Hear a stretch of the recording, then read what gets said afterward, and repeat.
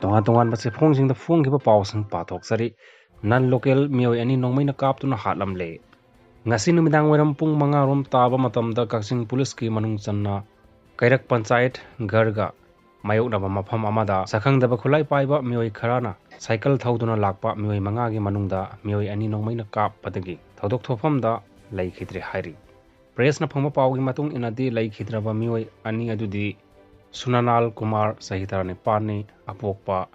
Birendra Kumar Amadi Dasarat Kumar Sahitara Taret Apokpa Mohon Sani Kawi Hari Makoi Animak Bihar gi Yadapur PS ki Manung Chanba Ras Wahi Village Dagini Haujuna Kairak Khunjau da Leiba Baragi ka Amada Leibani Hari Makoi Wabagai Kaithel Masada Thabak Suba Lueraga Cycle Tungduna Makoi Manga halakpada lambi da leramba sakhang daba khulai paiba mioi kharana nomaina kapadagi nan local ani asi laikhidabani hairi makhataba pawda kangla pawse dagi lokachari electric bus launch tokre Ashok Lalen gi low floor electric city bus union minister of road transport and highways Nitin Gadkari na launch tokre low floor electricity bus launch tobagi thorama da Ashok Lalen gi Hinduja Group Company India gi chairman Ashok Su Sarukya ki hari thoromadu da virtual ona low floor electricity bus flag off tawki Ashok Leyland gi subsidiary oiriba Switch Mobility Limited na electricity bus ase Indian market ki damakta puthokpani city bus chassis mount battery yawba anoba makhal amani India dadi masina hanba low floor electric bus origani bus asigi battery capacity asi KWS lising mari ki mathakta lai hairi lalhaulup ani kho thokna khibagi matang da Kukma Mayang Imphal na athuba mifam pangthoktuna wari laukhre tha asigi tara humdu gi numidang pung tare taba matamda Khuman United Club and Maira Paibis Association Kukma na sinduna khudaki oiba Maira Paibi amadi miyam gi oiba punwa mifam ama pangthokre mifam aduda miyam na amata oina yanaduna wari mari laukhre haina Kukma Women's Wing Mayang Imphal ki secretary na thadorok pachirol amana hairi cherol aduna makha taraduna laukiba wari mari adudi ahan bada haukiba tang mapan amadi taragi lonaba hingda Mayang Imphal gi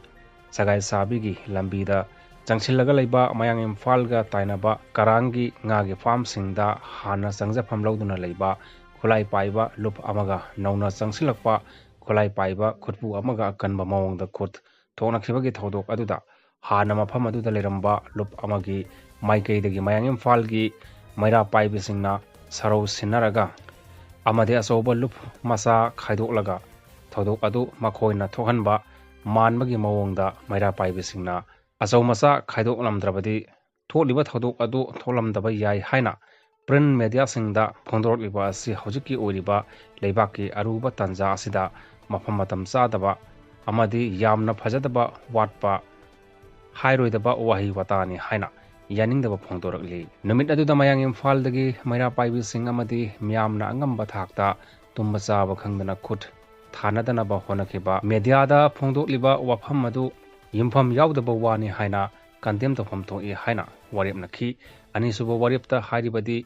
matungda mari leinaba khulai paiba lupsingna makoi gi aningba apama sing phangnabagdamakta Mayang Imphal gi Maira Paibi singda nataba Manipur da leiriba Maira Paibi singbu khulai oina sijinaba yaroi haina warep lauki ahum suba warepta Mayang Imphal gi Maira Paibi singna khulai paiba lupsingna media gi thongda awai khom tawnabagi pangal leijate maramaduna thodok asigi maramda kanagumba lup amatana Mayang Imphal gi Maira Paibi singi ming panbiraga media da hapiraktanaba haibu warep lauki mari suba warepta tenkhiba yamna kupna khana nainaraba matungda khut thoknabagi thodok aduda chenariba khulai paiba lupsing makhoi masel yasinaba ama puraktriba phawba Mayang Imphal gi leimaida khongpham amata phawba lepa yaroi amadi chenaba khulai paiba singna makhata na thabak thoram amata Mayang Imphal da toba yaroi hairi lengaki lisingani kunmanga gi general holiday lista koki rising day haptre Manipur lengaki general administrative department getna sahi khudingi phongba general holiday list phongre handaki lakaduriba sahi lisingani kunmanga asigi general Administrative Department GATE Public Holiday Lista October 13 asibu Cookie Rising Day haina Information and Public Relation Department DIPR Wall Calendar amadi Diary da Cookie Rising Day bu Holiday Lista haptuna lakibani mathang sahi lisingani kunmanga gi General Holiday List ki matang da haukiba December mapanda GATE na thokiba Holiday List asidadi haptre masi General Administrative Department GATE na